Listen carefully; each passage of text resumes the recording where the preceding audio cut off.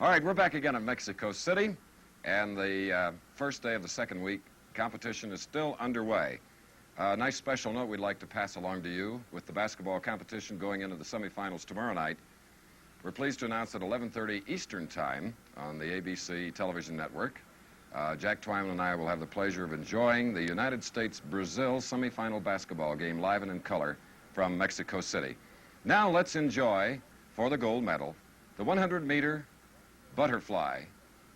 Mark Spitz, Ross Wales, and Doug Russell representing the United States. Bill Fleming and Murray Rose. Right now we're running just a little bit short of time, so we're going to set the field very quickly for you for the finals in the 100-meter butterfly for men. It's Nemirovs, Blossom, Morelia, Russell, Douglas, Spitz, Wales, Stolson, and Cusack. And in the middle is Doug Russell in lane 4. Down and back, the finals of the 100-meter butterfly for men. Watch Doug Russell, lane 4, and Mark Spitz, lane 5. Doug Russell likes to go out very fast. Spitz, of course, has his famous finish and his great second lap. Russell will have to have a lead here going out. As they make the turn to come back, touching first is Mark Spitz in lane 5. This is a switch. Mark Spitz very rarely goes out this fast. Whether he can hold on and have his usual finish by going out this fast, I don't know. Doug Russell coming on very fast in lane 4. He was the fastest qualifier at 55.9. And it seems to be a battle now between Mark Spitz, Doug Russell, and over in lane 6 is Ross Wales, the three Americans. It's lane 4, Doug Russell taking the lead. Spitz is second, Wales is third. Here they come, just about to touch out. And it's lane 4, Doug Russell of the United States, Mark Spitz, and Ross Wales in 55.9, which equals the Olympic record set in the qualifications. And Doug Russell, a 22-year-older from the University of Texas at Arlington, who was second in the Olympic trials, has won the gold medal. Well, you can see the advantage Russell had by just swimming one race in the Olympic Games. Mark Spitz has had to concentrate on many events. Russell just had the one event. In fact, he just shaved down before this event today, and I think that gave him the advantage that allowed him to win and beat Mark Spitz in the final tonight. And when Murray Rose says shave down, he literally means it. The swimmer shaves their entire body to make them faster through the water. Let's take a look at the end of that thrilling race in slow motion. Closest to the camera is Doug Russell. Then next to him is Mark Spitz, a sensational 18-year-old. And then next to him, Ross Wales. And here you see the touch. Here is Spitz coming, and he's got a good half a length over Ross Wales. And so the United States men sweep the 100-meter butterfly, this new event in Olympic competition. And it's gold, silver, and bronze, and the arm of victory raised in the air there by Doug Russell of Midland, Texas. We'll return to Mexico City following this message.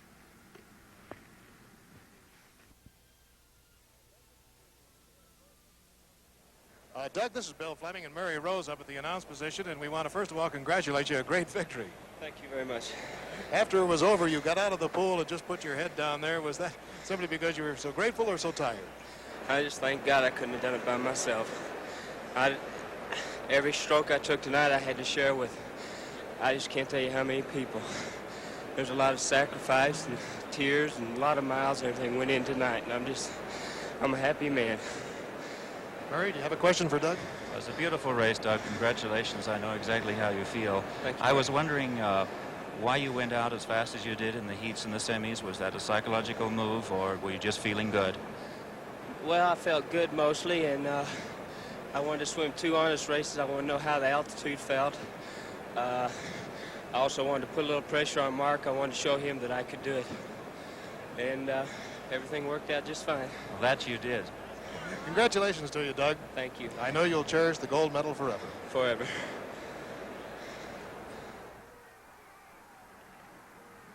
Fanjet Falcon is being provided for ABC by the business jet division of Pan American World Airways.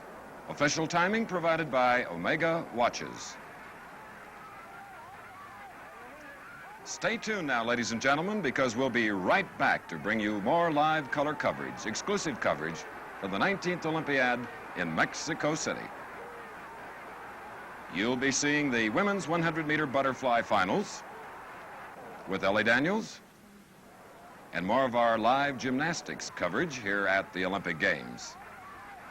Coming up next, over most of these same ABC television stations.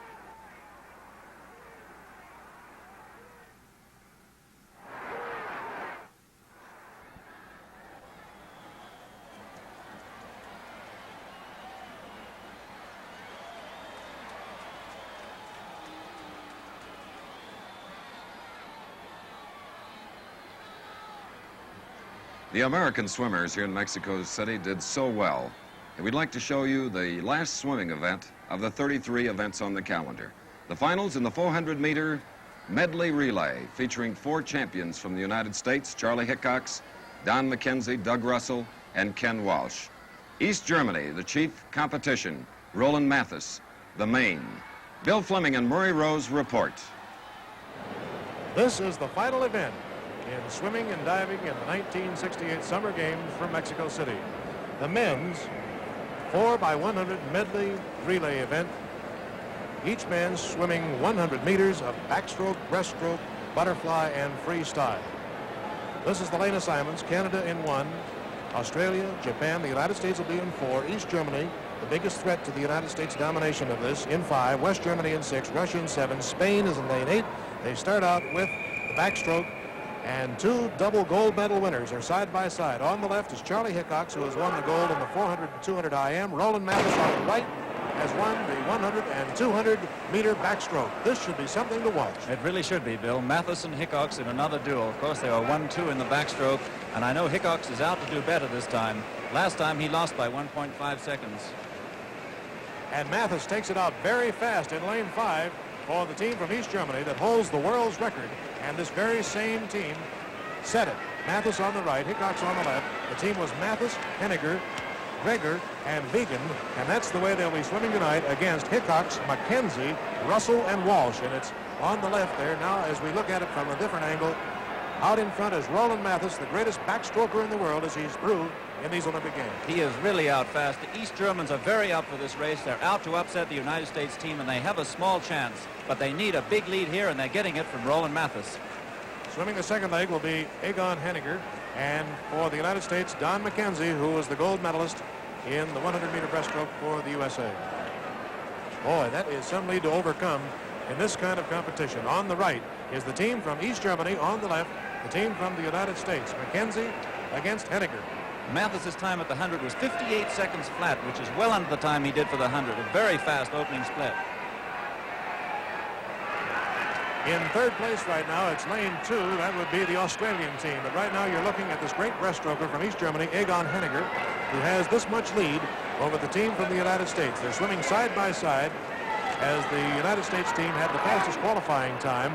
But the East German team, remember this, had to swim with these 4 men in the qualifications, where the United States team had a substitute team, and these 4 men are fresh. This is Don McKenzie swimming for the United States team. He looks like he's making a little ground up on Henniger, but Henniger is swimming very strongly. He was in this event in Tokyo. And we won't lose track of the Australians in lane 2, swimming with Ian O'Brien right now, former world record holder. And Bob Cusack is getting ready to swim, and Mike Wendon is going to swim the anchor leg. Now touching is the team from East Germany, and getting in the water is Horst Greger, followed quickly by Doug Russell of the USA, who has won a gold in the butterfly. This is the strong leg for the United States. The United States will have to catch the East German team here. This is the weak leg for the East German team. And right now, Doug Russell is flying from Arlington, Texas. Look at him go on the left.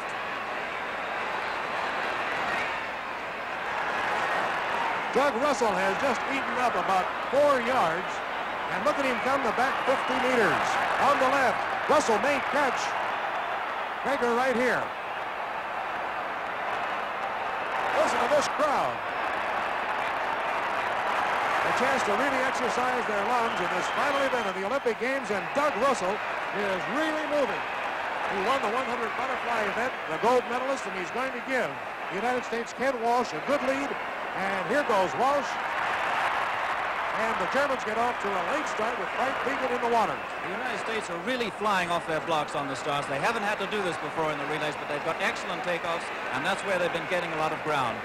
Over in lane 7, the Russians are doing very well, too. That's Ilyachev. And as a matter of fact, the Russians have taken over third place. In lane 3 is the team from Japan, battling the Russians for third. And now coming back for the final 50 meters of the Olympic Games in swimming, here comes Ken Walsh of the USA. Kenny Walsh, of course, was second in the 100. Vegan was pulled out of the 200 to save himself for this, but he just has too much to make up. And so the United States team is going to win another gold medal in the concluding race in the Olympic Games. And here is the touch by Kenny Walsh in a time of 3:54.9. Let's watch the battle for third. It looks like the Russians are going to make it. Ilyachev just does touch out the team from Australia. 3:54.9 is the time. That will break the world record. It will also break the Olympic record. And so you have seen history made by 4 men from the United States here tonight: Charlie Hickox, Don McKenzie, Doug Russell, and Ken Walsh. And we simply can't say enough about the finish of Doug Russell and Ken Walsh. Here it is, the slow motion for third place. At the top of your screen is the team from Russia, Ilyachev, swimming the anchor leg.